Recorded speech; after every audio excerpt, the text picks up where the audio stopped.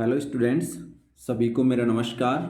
हम twelfth class का mathematics का पेपर सॉल्व कर रहे थे, मॉडल पेपर आरबीएससी बोर्ड के लिए। उसमें हमने पेपर के जो 4 पार्ट बनाए गए थे वो हम खंड स तक यानी 3 पार्ट कंप्लीट कर लिए थे। और आज हम खंड द यानी सेक्शन डी करेंगे।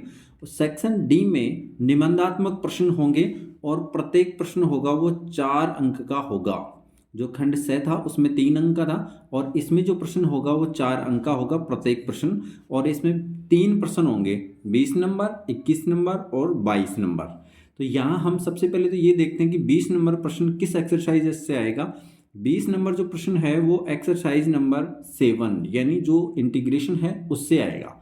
तो यहाँ 2 प्रश्न दिए होंगे अथवा में भी एक प्रश्न होगा, दोनों में से एक हमें करना है। तो यहाँ सबसे पहले हम क्वेश्चन नंबर जो 20 है इसका सॉल्यूशन करते हैं, फिर इसके बाद नेक्स्ट पेज में हम जो इसके अथवा वाला क्वेश्चन है उसका भी सॉल्यूशन करेंगे। सबसे पहले तो देखो हमें दिया क्या है, इसको आई के इक्वल लिख लेते हैं। आई इज इक्वल टू 0 से π/2 sine 2x tan inverse sine x dx। इसका मान ज्ञात करना है हमें, ठीक है।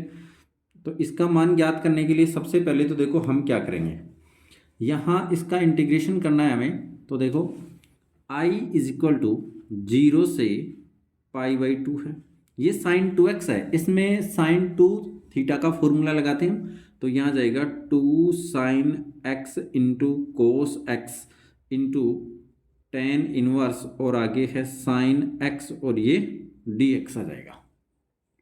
तो यहाँ देखो इसमें हम प्रतिस्थापन कर सकते हैं। अगर साइन एक्स को टी मानते हैं तो इसको भी टी माना जाएगा साइन एक्स को। इसके आगे है टेन इनवर्स के आगे थीटा में साइन एक्स, इसकी जगह भी हम टी लिख सकते हैं। और जब साइन एक्स का डिफ्रेंसिएशन करते हैं तो इसके अंदर हमें कोस एक्स मिल जाएगा। इसका मतलब कोस एक्स डी एक्स की जगह हम पुट कर सकते हैं। तो इसके लिए सबसे पहले हम क्या करेंगे, देखो माना साइन एक्स बराबर साइन एक्स is equal to T, that implies इसका डिफ्रेंसिएशन करते हैं तो cos x d x is equal to d T आ जाएगा।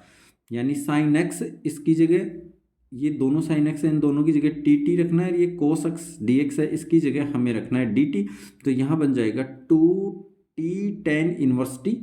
तो यहाँ देखो यहाँ जो इंटीग्रेशन है ये हमें फाइनाइट दिया, निश्चित समाकलन है, यहाँ 0 से π/2 लिमिट है। तो इसमें हमें क्या करना होगा, लिमिट भी चेंज करनी होगी।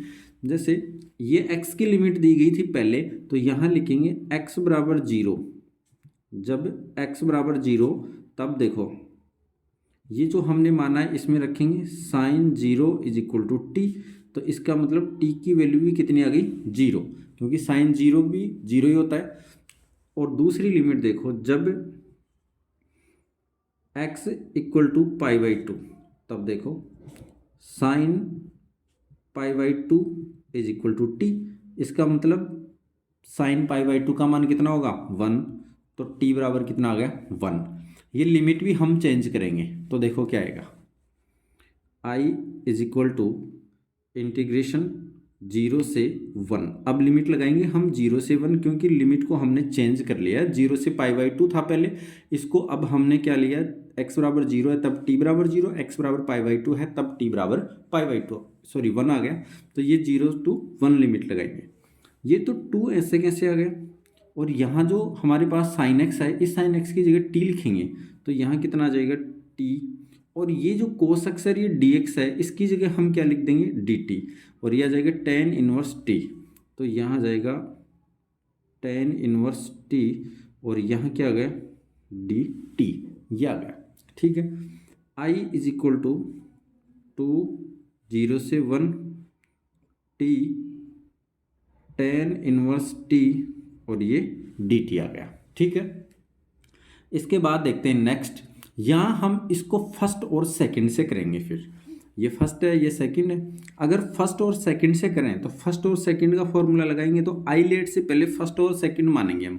देखो आई लेट, अगर इस आई लेट से फर्स्ट और सेकंड मानते हैं तो आई का मतलब होता है इनवर्स फंक्शन, यानी फर्स्ट तो इनवर्स है इनमें, तो यही आ जाएगा फर्स्ट नंबर। और सेकंड क्या आ जाएगा, फिर ये एलजेब्राइक फंक्शन एन टी आ जाएगा।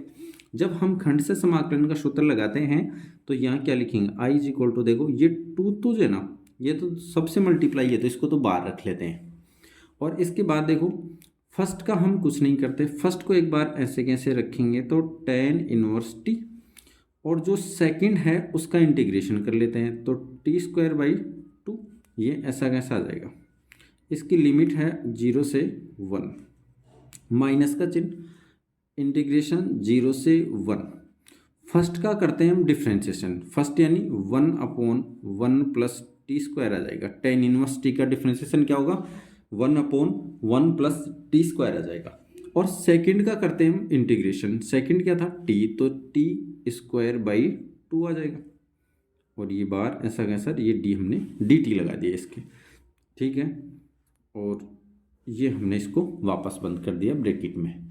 अब देखो अगर इसको वापस ब्रैकेट में बंद किया तो आगे देखो फिर i = 2, ये तो इसके अंदर तो हम लिमिट रख लेते हैं तो क्या आएगा, देखो t की जगह रखना है हमें 1, तो यह आ जाएगा 1/2 t² यानी 1/2, और ये tan इनवर्स 1 माइनस 0 रखते ये तो 0 हो जाएगा, ठीक है, माइनस ये देखो ये जो 2 है वो यहाँ पर भी आ जाएगा। ये जो 2 है ये दोनों से मल्टीप्लाई था, इससे भी है और इससे भी है, तो इसका मतलब ये इससे मल्टीप्लाई हुआ तो ये लगा दिया हमने। अब इसके लगाएंगे तो यहाँ 2 बार लगा दिया और ये 0 से 1।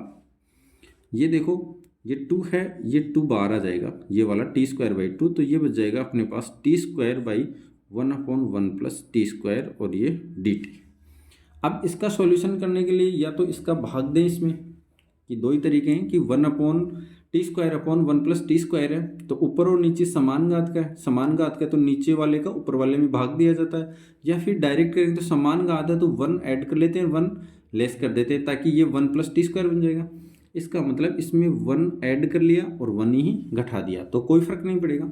अब देखो यहाँ देखो हल करते हैं तो i = ये t², ये 2 से 2 कैंसिल हो जाएगा, और यहाँ पहले tan इनवर्स 1 की वैल्यू निकाल लेते, tan यानी π/4 आ जाएगा, तो यहाँ तो आ जाएगा 2 1/2 × π/4, ये तो 0 है ही, माइनस ये 2 से 2 कैंसिल हो गया, ये 0 से 1, इसको क्या लिखेंगे देखो 1 + t² में 1 + t² का भाग देंगे तो 1, फिर माइनस का 1/1 + t², और ये क्या आ गया dt आ गया।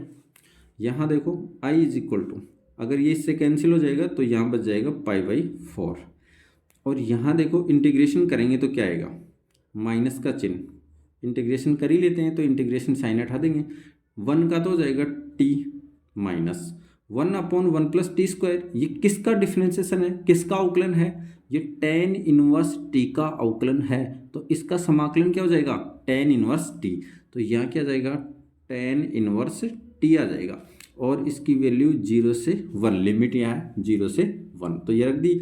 अब ये लिमिट इसके अंदर हम पुट कर लेते हैं तो क्या आएगा i = π/4 माइनस, यहाँ देखो पहले तो 1 रख लेते हैं तो 1 माइनस tan इनवर्स 1, ठीक है, ये रख लिया माइनस। अब 0 रखते हैं, 0 रखेंगे तो t की जगह भी 0 रखेंगे तो 0 माइनस tan इनवर्स 0 यानी 0, तो इसका मतलब ये तो 0 आ जाएगा। यहाँ हल करते हैं आगे तो देखो क्या मिलेगा, i = π/4 माइनस, ये तो 1 हो जाएगा, 1 का 1 ही है, और यहाँ देखो ये माइनस माइनस प्लस, और tan इनवर्स 1 यानी π/4, इसका मतलब i की वैल्यू क्या मिल जाएगी हमें, i की वैल्यू देखो i = π/4 प्लस π/4 यानी π/2 और माइनस का 1, ये इसका आंसर आ गया, इसका मान ये आ गया, इसका हमने इंटीग्रेशन कर लिया है। अब इसके जस्ट आगे जो अथवा में प्रश्न है उसको देखते हैं। अथवा में देखो हमारे पास क्या प्रश्न है कि 0 से π/4 sin x plus cos x, और ये है बटा में 9 + 16 sin 2x dx का मान ज्ञात कीजिए। इसको हम नेक्स्ट पेज में कर लेते हैं। देखो 0 से नेक्स्ट पेज में यहाँ करेंगे तो इसका सॉल्यूशन लिखते हैं हम, 0 से i = लिख लेते हैं, ये अथवा वाला प्रश्न है, अथवा वाला, ठीक है, i = 0 से π/4, 0 से π/4 है, तो देखो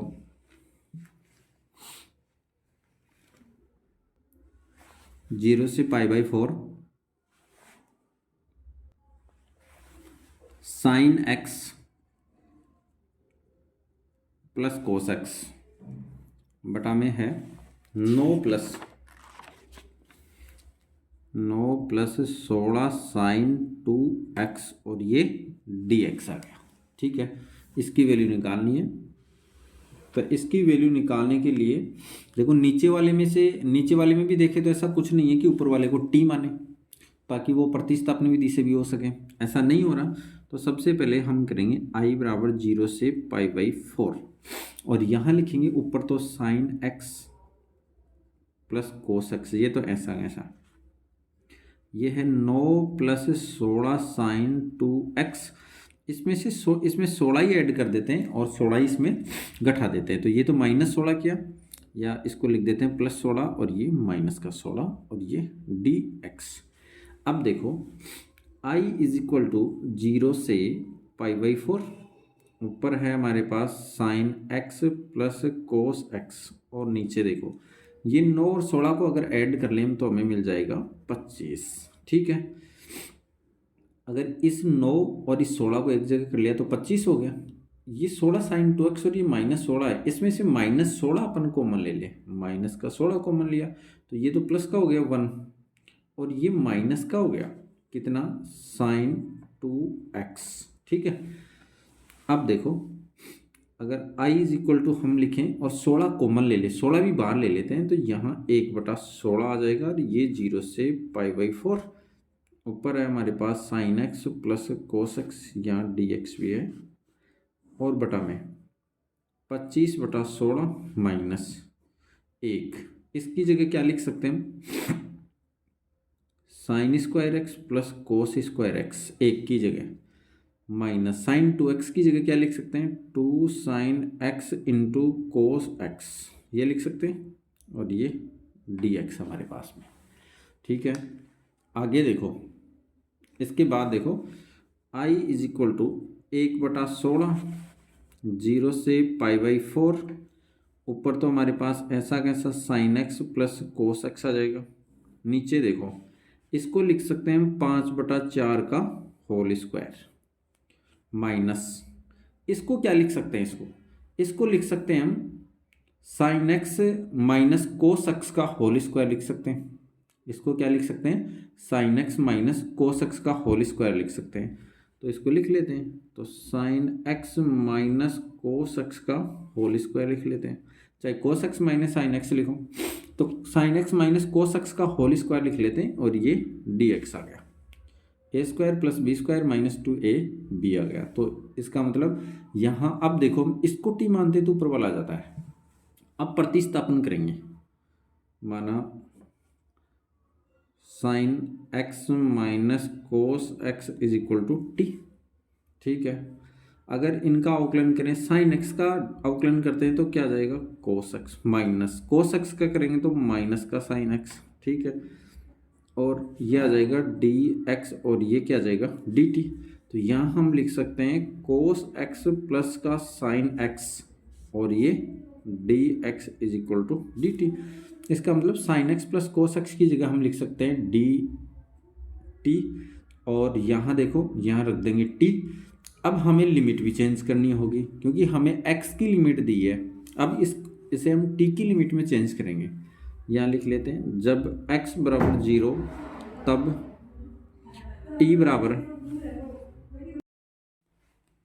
t की वैल्यू आएगी यहाँ, जब x के इक्वल हम यहाँ 0 रखेंगे तो t की वैल्यू आ जाएगी, तो साइन 0 माइनस कोस 0, यानी t के इक्वल आएगा साइन 0 का मान 0, कोस 0 का मान 1, यानी t की वैल्यू आ गई -1।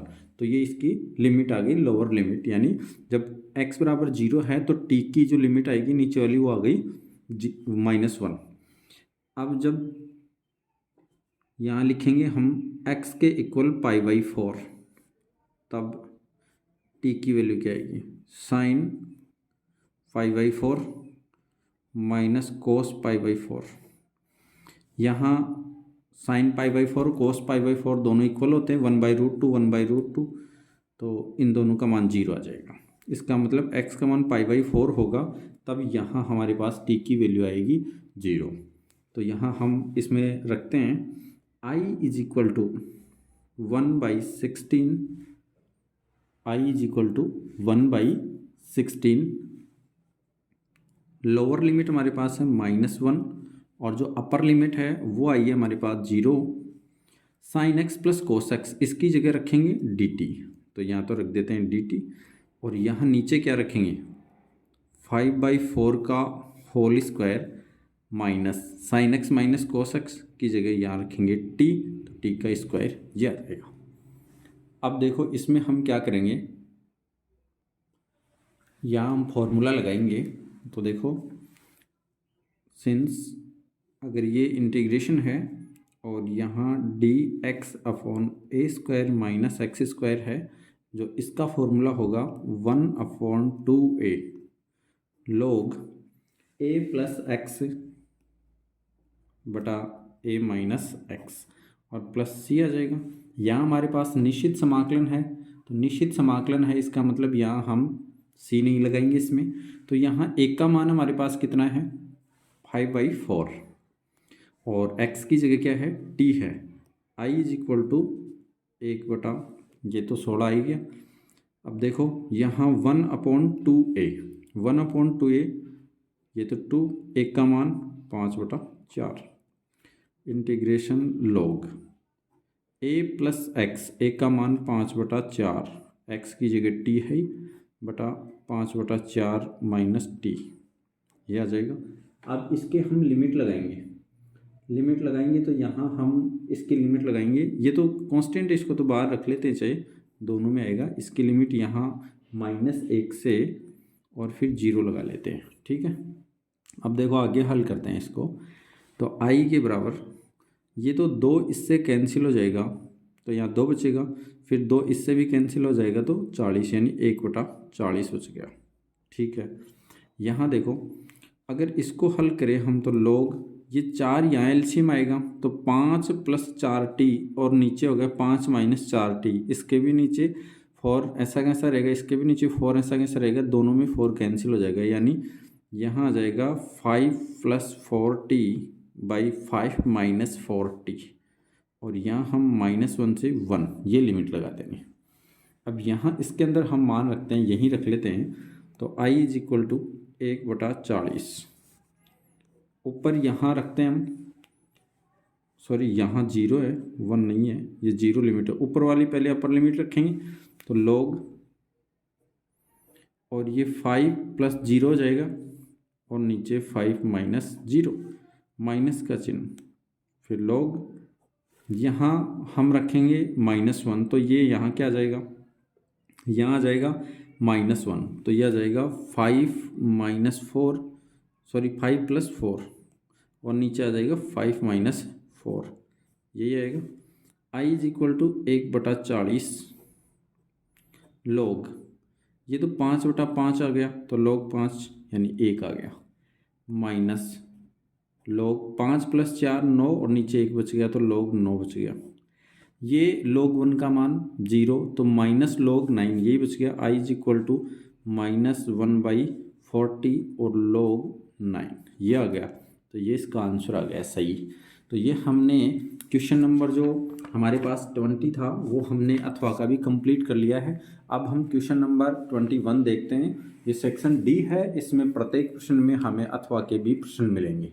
यहाँ हमें सारे प्रश्न जो भी मिलेंगे उनमें अथवा के भी प्रश्न मिलेंगे। तो सबसे पहले यहाँ हम देखते हैं क्वेश्चन नंबर 21, रेखाओं के बीच न्यूनतम दूरी ज्ञात कीजिए जिनके सदिश समीकरण निम्न हैं। यानी रेखाओं के सदिश समीकरण ज्ञात करने हैं और ये समीकरण हमें दिए गए हैं। तो देखो यहाँ इसके अथवा में भी एक प्रश्न है, तो अथवा में जो प्रश्न है उसमें लिखा है यदि रेखाएं x - 1 by -3 y is equal to y - 2/2k is equal to z - 3/2 और x - 1/3k बराबर y - 1/1 और z - 6/-5 और परस्पर लंब हो तो k का मान ज्ञात करना है। तो ये दोनों क्वेश्चन हम हल करेंगे। तो सबसे पहले हम क्वेश्चन नंबर जो 21 है उसको देखते हैं। तो यहाँ हमारे पास क्या है, देखो यहाँ दो इक्वेशन दिए हैं हमें। आर वेक्टर बराबर है हमारे पास में 1 minus T I cap plus T minus 2 J cap plus 3 minus 2 T और यहाँ रख दिया हमने के कैप। अगर इसका हम थोड़ा सिंप्लीफिकेशन करें और इसको हम जो मानक रूप है, इसका जो रेखा का मानक रूप होता है वो होता है आर वेक्टर बराबर A vector plus lambda B vector. ये मानक रूप होता है रेखा का, रेखा के समीकरण, रेखा का समीकरण है ये। अगर इस रूप में हम लिखें इसको, तो इस रूप में लिखने के लिए सबसे पहले हम इस टी वाले पदों को एक साथ लिखेंगे और जो बिना टी वाले हैं उनको एक साथ लिखेंगे, क्योंकि यहाँ लैम्डा लिखा हुआ है, यहाँ लैम्डा की जगह टी लिखा हुआ है। तो इसको लिखेंगे r vector is equal to, ये तो आ गया आई कैप, और यहाँ लिखेंगे तो -2 जे कैप, और यहाँ लिखेंगे तो +3 के कैप, प्लस यहाँ देखो, यहाँ लिखेंगे तो -T आई कैप, यहाँ लिखेंगे तो +T जे कैप, यहाँ लिखेंगे तो ये इससे मल्टीप्लाई होगा तो -2T और ये के कैप, यानी आर वेक्टर के बराबर आ गया आई कैप -2 जे कैप +3 के कैप। अगर इसमें से हम टी कॉमन ले लें तो टी आ गया, तो यहाँ बच गया -आई कैप प्लस जे कैप, और यहाँ हमारे पास जो बचेगा वो बच जाएगा -2 के कैप।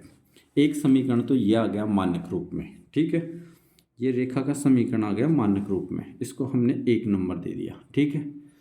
और इसी प्रकार जो 2 नंबर है वो लिखेंगे, तथा r इज इक्वल टू है s+1 आई कैप 2s-1 जे कैप, और आगे है माइनस का चिन्ह है और लिखा हुआ है 2s+1 और यहाँ लिखा हुआ है के कैप आगे, ठीक है। इसमें भी इसी प्रकार लिखेंगे, बिना एस वाले जो पद हैं उनको एक साथ लिख लेते, तो ये तो आ जाएगा आई कैप, ये आ जाएगा -जे कैप। अगर यहाँ मल्टीप्लाई करें तो के कैप आएगा, लेकिन इस माइनस की वजह से ये -के कैप हो गया, ठीक है।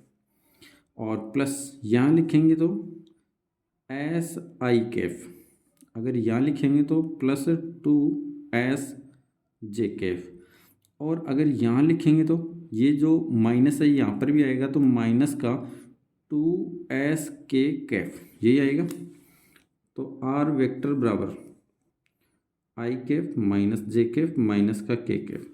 अगर इसमें से हम s कॉमन लें तो यहाँ क्या आएगा, आई कैप +2 जे कैप -2 के कैप, यही आ जाएगा।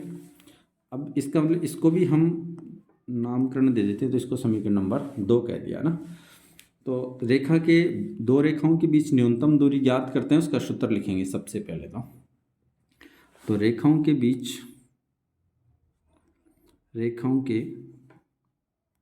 बीच न्यूनतम दूरी, और न्यूनतम दूरी जो होगी उसको लिखेंगे डी के equal, d is equal to mod b1 cross b2,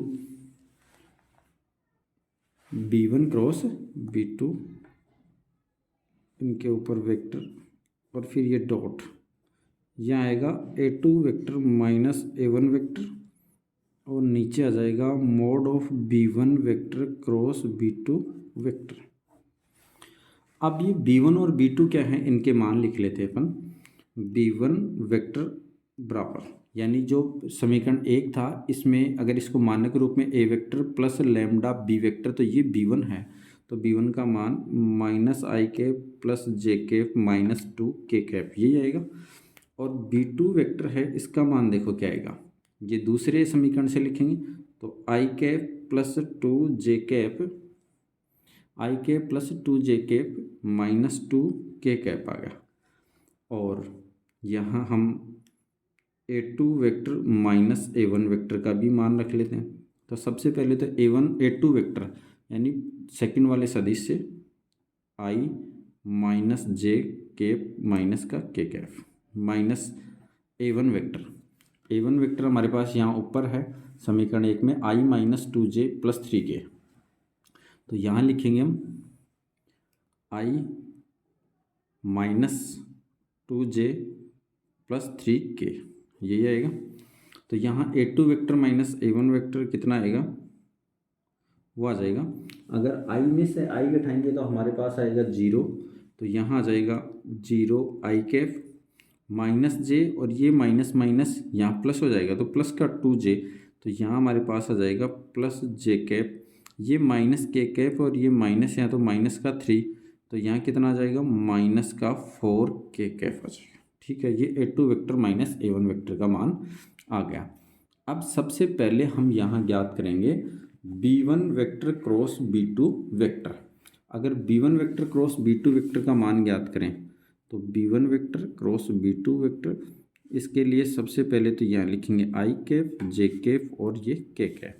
B1 B2 B1 से i j के कंपोनेंट लिखेंगे तो यहाँ देखो क्या आएगा -1 1 और ये माइनस का 2। B2 से लिखेंगे तो यहाँ आएगा 1 2 -2, यही आएगा। B1 vector cross B2 vector is equal to I cap, इसको और इसको दबाएंगे तो ये इससे मल्टीप्लाई होगा तो -2 माइनस का चिन्ह, ये माइनस का 4 हो जाएगा ये इससे। ठीक है, माइनस जे कैफ, इस कॉलम को दबाओ इस रो को दबाएंगे तो ये माइनस माइनस प्लस तो प्लस का 2 और ये माइनस का चिन्ह और ये माइनस माइनस, ये प्लस का ये माइनस का तो माइनस का 2 और प्लस के कैफ, इसको दबाएंगे तो ये तो माइनस का 2 और ये माइनस का 1। तो B1 vector cross B2 vector का मान कितना आ जाएगा, ये कितना हो गया +4 हो गया और ये माइनस का 2 है तो प्लस के 2 बच गए तो 2 आई कैफ, यहाँ ये माइनस प्लस तो 2 और 2 ये कितना हो गया 4, तो यहाँ 4 माइनस का 4 जे कैफ, यहाँ से माइनस का 3 के कैफ, ये आएगा B1 vector cross B2 vector का। मोड लगाएंगे B1 vector cross B2 vector, अगर इसका हम यहाँ मोड निकालेंगे तो क्या मिलेगा, अभी मोड की भी ज़रूरत है इसलिए हमने मोड निकाल लिया।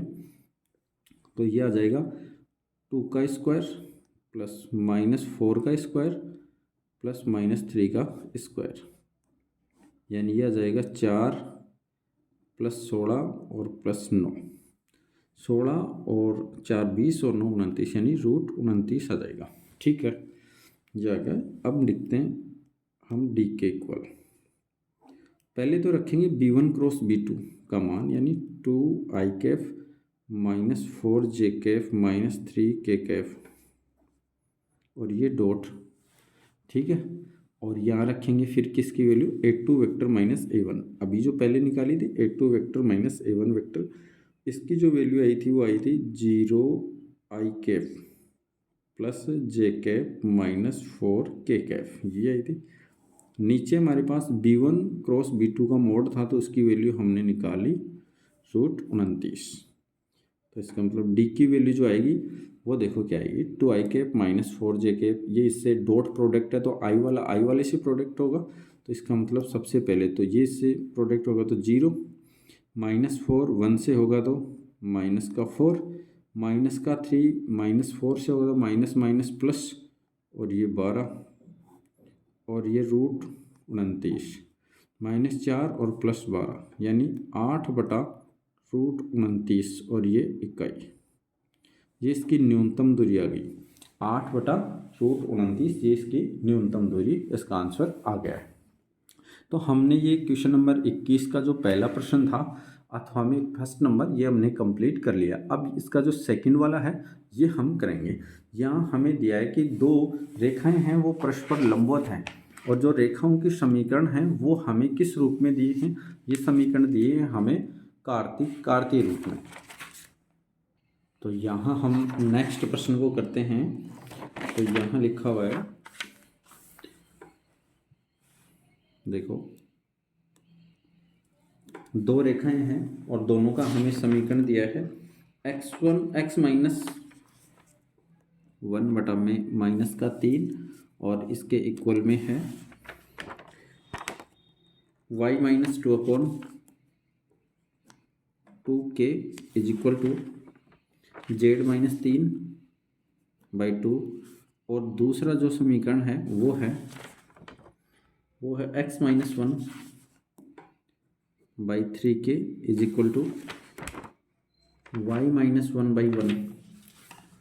इसके जो आगे है y-1/1 और इज इक्वल टू z-6/-5। ठीक है, ये दिया है। देखो मैंने इसके पहले वाले प्रश्न में सदिश रूप में रेखा का समीकरण बताया था और यहाँ कार्तीय रूप में रेखा का समीकरण बताएंगे हमें। तो यहाँ सबसे पहले हम ये लिखेंगे, दो रेखाएं हों तो यहाँ हम क्या करने वाले हैं। सबसे पहले तो लंबवत या रेखा का मानक समीकरण, रेखा का मानक समीकरण, रेखा का मानक समीकरण क्या आएगा। देखो x-x1/a1 is equal to y-y1/a2 z-z1/a3। ठीक है, तो इसके लिए सबसे पहले a1 b1 c1 मान लो या चाहे a2 b2 c1 मान लो। सॉरी, इसको हम a1 b1 और c1 मान लेते हैं। ठीक है, दूसरी रेखा का समीकरण x-x1 या x2 मान लो इसको, और ये मान लेते हैं a2 y-y2/b2 और ये z-z2/c2। ये दो रेखाएं हमारे पास में, दोनों लंबवत हों तो परस्पर हमारे पास शर्त जो होती है, दोनों रेखाएं परस्पर लंबवत हैं। देखो हमें निकालना क्या है, यहाँ के की वैल्यू निकालनी है और इसने कहा है कि दोनों रेखाएं परस्पर लंबवत हैं। तो दोनों रेखाएं परस्पर लंबवत होती है, उसकी कंडीशन यहाँ हम लगाएंगे तो हमें के की वैल्यू मिल जाएगी। दोनों रेखाएं परस्पर लंबवत हो तो ये a1 a2 plus b1 b2 plus c1 c2 का मान 0 आना चाहिए। ठीक है, तो यहाँ देखो a1 की वैल्यू यहाँ से अगर तुलना करते हैं तो a1 की वैल्यू जो है वो -3 है और a2 की वैल्यू क्या है, a2 की वैल्यू देखो यहाँ है 3k प्लस b1 की वैल्यू कितनी है 2k और b2 की वैल्यू कितनी है, b2 की वैल्यू है हमारे पास में 1 और c1 की वैल्यू है 2 और c1 की वैल्यू 2 और c2 की वैल्यू -5। ये रख लिया, इसके इक्वल 0 आना चाहिए। इसको इसके साथ मल्टीप्लाई करते हैं तो -9k और ये +2k और ये हमारे पास आ जाएगा 10, -10 इज इक्वल टू 0। ये इसमें से 2 कम हो जाएगा यानी -7 क्या आ गया और ये -10, ये -10 इस साइड जाएगा तो प्लस का हो जाएगा तो ये 10। ठीक है, तो यहाँ जाएगा के की वैल्यू -10/7, ये आ जाएगी हमारे पास। क्योंकि दोनों रेखाएं परस्पर जब भी लंबवत होंगी तो उनका जो प्रतिबंध होता है वो होता है a1 a2 plus b1 b2 plus c1 c2 बराबर 0। और अगर दोनों रेखाएं समांतर हो तब उसका प्रतिबंध होता है a1/a2 बराबर b1/b2 बराबर c1 c2 का, इनका अनुपात बराबर होना चाहिए। अब चलते हैं नेक्स्ट क्वेश्चन पे। नेक्स्ट क्वेश्चन है हमारे पास 22 नंबर। जो 22 नंबर क्वेश्चन है वो है एक्सरसाइज नंबर, जो 12 नंबर एक्सरसाइज है रैखिक प्रोग्रामन समस्या LPP वाली, उससे हमें हल करना है। या हमें निम्न अवरोधों के अंतर्गत z बराबर -3x प्लस 4y का न्यूनतमीकरण कीजिए। x plus 2y less than equal to 8 है, x plus 2y less than equal to 8, 3x plus 2y less than equal to 12, x greater than equal to 0 और y greater than equal to 0 है। या फिर यहाँ हमें और दिया निम्न अवरोधों के अंतर्गत z is equal to 5x plus 3y का अधिकतमीकरण कीजिए, ये यहाँ प्रतिबंधी है। तो सबसे पहले ऊपर वाले प्रश्न को हल कर लेते हैं। ऊपर वाले प्रश्न को हल करते हैं तो हमें क्या मिलेगा, सेम ही प्रश्न है। तो यहाँ ऊपर वाले क्वेश्चन को हम सॉल्यूशन करते हैं इसका, तो देखो हमें क्या मिलेगा। ये जो सॉल्यूशन मिलेगा हमें, तो सबसे पहले तो मैं ये लिखूँगा कि z के इक्वल क्या दिया है, z is equal to -3x plus 4y। ठीक है, और सच दैट यहाँ की जो कंडीशन है वो है x plus 2y less than equal to 8 और 3x plus 2y less than equal to 12 और x greater than equal to 0 और y greater than equal to 0। इस टाइप के सभी प्रश्नों में सबसे पहले हमें दी गई असमीकरणों को किस में बदलना होगा? समीकरण में बदलना होगा। उपरोक्त असमीकरणों को समीकरण में बदलने पर, अगर यहाँ इनको हम किस में बदलें? समीकरण में बदलें तो हमें क्या मिलेगा? देखो x plus 2y is equal to 8 और 3x plus 2y is equal to 12 और x इज इक्वल टू 0 और y इज इक्वल टू 0। इनको बराबर में 0 लिख देंगे तो ये मिल गया। इनका ग्राफीय रूप में निर्दिष्ट करने के लिए इनके अंतःखंड निकाल लेते हैं, है ना। तो अंतःखंड निकालेंगे तो दो तरीके हैं, x plus 2y is equal to 8 से, या हम ऐसे कर लेते हैं कि अगर एक तो x है निर्देशांक, एक y, कम से दो बिंदु होने चाहिए एक रेखा को निर्दिष्ट करने के लिए। अगर x का मान 0 है तो यहाँ से हमें क्या मिलेगा? x बराबर 0, तब y बराबर 4 मिल जाएगा, तो यहाँ 4 मत देंगे, ठीक है, क्योंकि 2 का भाग देंगे। और जब y बराबर 0 तब x का मान, जब y का मान 0 तो x का मान 8, तो y और ये 8, यही आ जाएगा। नेक्स्ट हमारे पास जो प्रतिबंध है 3x plus 2y is equal to 12, इसके लिए भी ऐसे बना लेते हैं। ये लो, ये x और ये y। यहाँ से देखो जब x के बराबर 0 रखेंगे तब y का मान कितना आएगा? 6। जब x का मान 0 तो y का मान 6। जब y बराबर 0 तब x का मान क्या आ जाएगा? y की जगह इसमें 0 रखो तो x का मान यानी 3 का भाग देंगे तो इधर 4, तो x का मान, y का तो 0 और x का 4, ये आ जाएगा। और इसके बाद में एक हमारे पास x बराबर 0 है और एक y बराबर 0 है, तो इसके लिए सबसे पहले इस साइड में बना लेता हूँ मैं ग्राफ। देखो यहाँ बना लेता हूँ मैं, तो ये लो, यहाँ ये ग्राफ बना लेते हैं हम लोग। तो अगर ये यहाँ हमें इसी में ग्राफ बना रहे हैं तो देखो ये तो है 0,0, यहाँ से x का मान 0 और y का 4 हम यहाँ से निर्दिष्ट कर लेते हैं कि ये x का तो कितना है 0 और y का 4, तो 0,4 आ गए। x का 8 और y का 0, तो ये तो x वाले पे यहीं आएगा, तो यहाँ मैंने रख दिया x का तो है 8 और y का 0, यहाँ बना दिया। इसके बाद में इन दोनों बिंदुओं को हम मिला देंगे। अगर दोनों बिंदुओं को मिलाते हैं तो हमें ये रेखा मिल जाती है, ठीक है, ये लो। और ये किस रेखा का समीकरण है? x plus 2y is equal to 8, इसी का समीकरण है। इसके बाद में जो दूसरी रेखा है 3x प्लस 2y बराबर 12, इसका समीकरण बना लेते हैं। देखो इसमें बिंदु क्या दिया है, x का 0 है तो y का 6 है, x का 0 तो y का 6, तो y का 6 इस 4 से ऊपर ही आएगा, तो मैं यहाँ बना देता हूँ 0,6, ठीक है। दूसरा जो बिंदु हमारे पास वो है x का 4 और y का 0, तो 4 तो यानी इसके आधे रास्ते में रहेगा क्योंकि ये पूरा 8 था, तो यहाँ आ जाएगा ये 4,0। अगर इन दोनों बिंदुओं को मिलाते हैं तो देखो क्या मिलेगा, ये मिलेगा, ये एक रेखा मिल जाएगी। इस रेखा का समीकरण क्या होगा?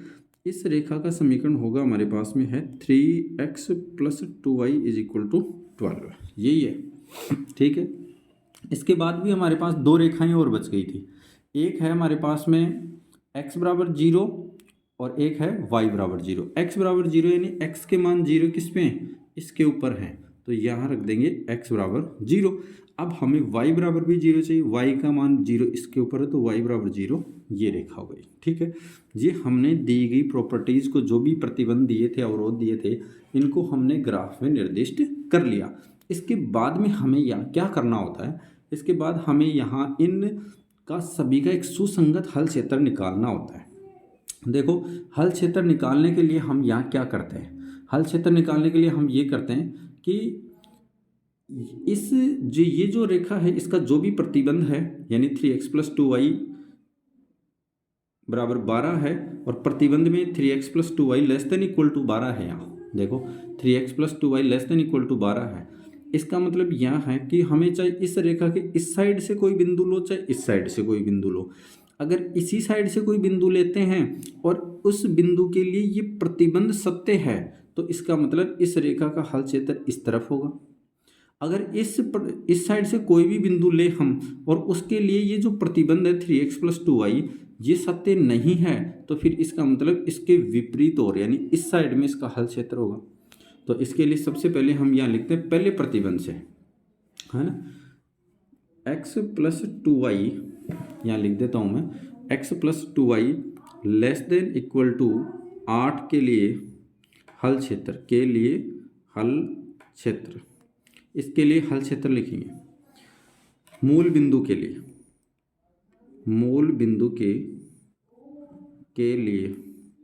अगर मूल बिंदु के लिए x का मान 0, 2, 0 और < 8 यानी 0 < 8, इसका मतलब 8 0 से बड़ा है क्या?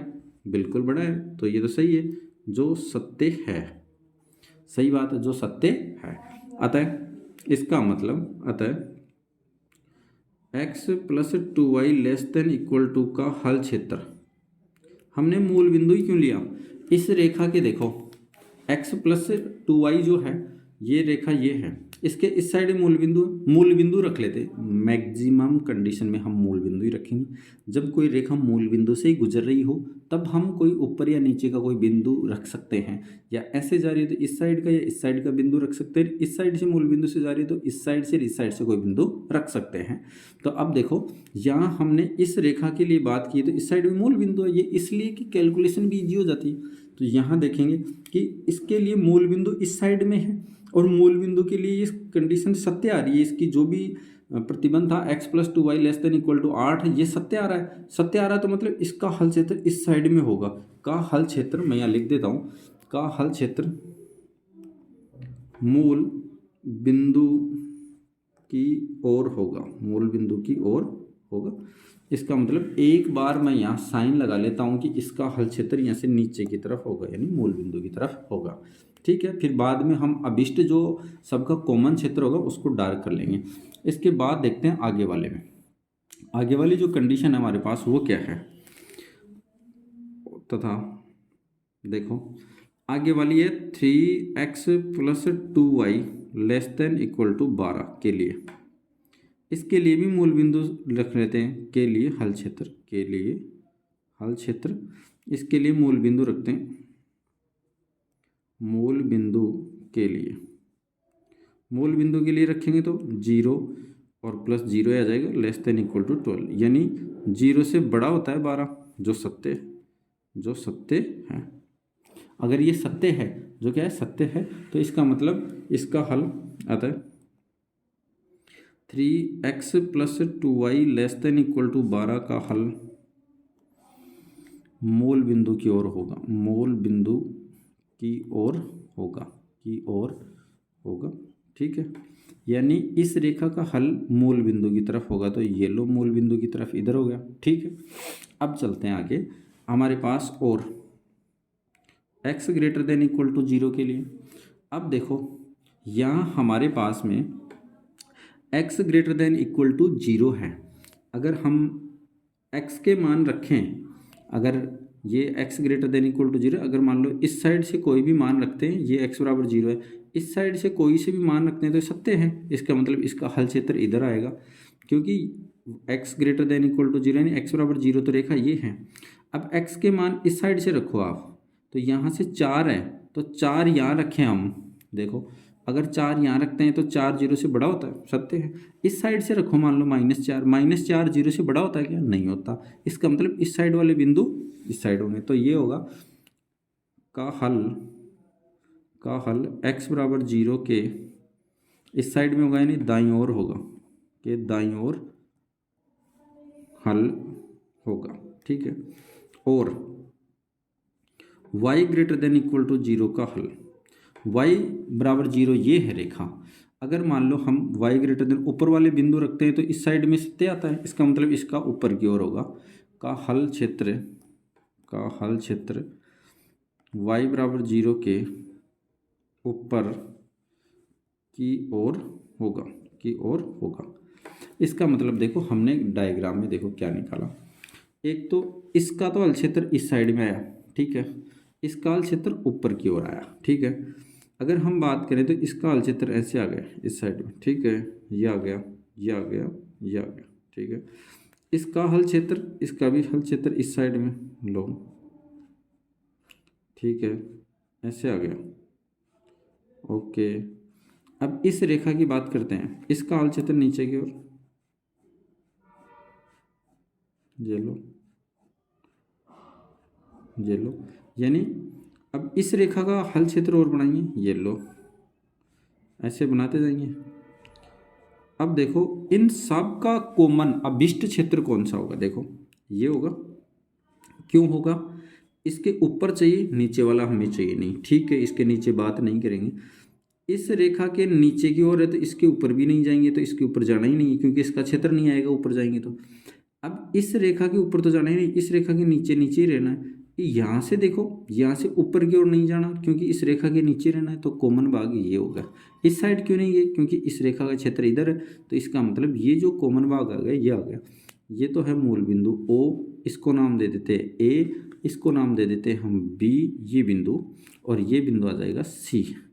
तो यहाँ जो सुसंगत हल क्षेत्र है वो आएगा OABCO, यही आएगा सुसंगत क्षेत्र, ये आएगा जिसमें B बिंदु हमें ज्ञात नहीं है। अगर B बिंदु हम ज्ञात करना चाहें तो ये देखो, B बिंदु इस रेखा का और इस रेखा का दोनों का प्रतिच्छेदन बिंदु है। अगर दोनों का प्रतिच्छेदन बिंदु तो यही ज्ञात कर देता हूँ मैं, 3x + 2y = 12, और दूसरी रेखा है x + 2y = 8 है, ठीक है।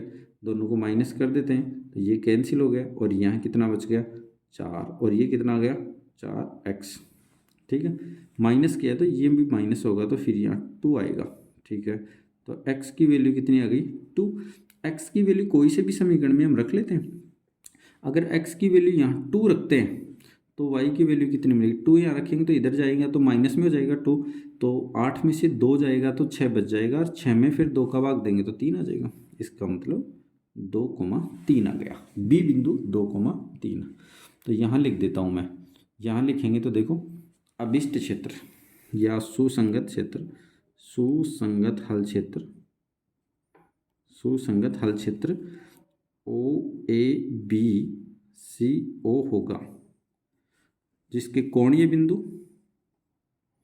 जिसके कोणीय बिंदु यानी इसके जो कोणों पर बिंदु हैं, कोणीय बिंदु O 0,0, A के निर्देशांक 4,0, B के निर्देशांक 2,3 और C के निर्देशांक वो होंगे हमारे पास 0,4, यही होंगे निर्देशांक, ठीक है। तब हम सारणी बनाएंगे, देखो सारणी बनाएंगे तो कैसे बनाएंगे, ये लो यहाँ बना देता हूँ मैं, या तो लिख देते हैं, देखो इसमें तो लिख देते हैं कोणीय बिंदु, और एक साइड लिख देते हैं z का मान, कोणीय बिंदु, और यहाँ लिख देते हैं z = -3x + 4y का मान, ये लिखेंगे 4y का मान। तो कोणीय बिंदु पहले तो O लिख लेते हैं 0,0, फिर A 4,0, फिर B लिख लेंगे 2,3 और फिर लिख लेंगे C 0,4। अगर इसमें 0,0 रखते हैं तो 0 आ जाता है, अगर 4 रखते हैं तो यहाँ कितना आ जाएगा -12 आ जाएगा। x की जगह रखेंगे, y की जगह 0 रखने 0 हो जाएगा। तो 2,3 रखते हैं तो माइनस का ये तो हो जाएगा 6 और 4 12, तो प्लस का 6 बच जाएगा 6, और 0,4 रखते हैं तो 0 और ये 4, यानी यहाँ जाएगा 16। हमें इस प्रश्न में देखो पूछा क्या था, इसमें पूछा था हमें ऊपर वाले में कि न्यूनतमीकरण कीजिए। तो न्यूनतमीकरण करने के लिए इसका मतलब यहाँ हमें न्यूनतम मान बताना है कि किस बिंदु पर आया है। तो न्यूनतम मान 0 या -12, तो यहाँ लिखेंगे न्यूनतम। ऐसे की ऐसे टेबल बना के आनी है आपको एग्जाम में, और ये पूरा सब कुछ लिख के आना है, 4 नंबर का प्रश्न आएगा ये, ठीक है। अतः यहाँ लिख देता हूँ, अतः बिंदु 4,0 पर z बराबर -3x + 4y न्यूनतम है, न्यूनतम है। ठीक है, इसका आंसर हमने कर लिया। अब देखो इसके अथवा में जो प्रश्न है, इसके अथवा में प्रश्न है वो है निम्न अवरोधों के अंतर्गत z = 5x + 3y का अधिकतमीकरण कीजिए। सेम ऐसे करना है, आपको टेबल बनानी है। ये प्रश्न आपसे खुद करेंगे, है ना। ठीक है, थैंक यू। मिलते हैं नेक्स्ट क्लास में। नेक्स्ट क्लास हम बोर्ड पे बनाएंगे मॉडल पेपर आगे वाला। अब 2 या 3 दिन से आपको मॉडल पेपर मिलेगा। ये अंतिम समय है आपका इस आपके भविष्य निर्माण में, इसलिए आप अच्छे से तैयारी करें। ठीक है, थैंक यू।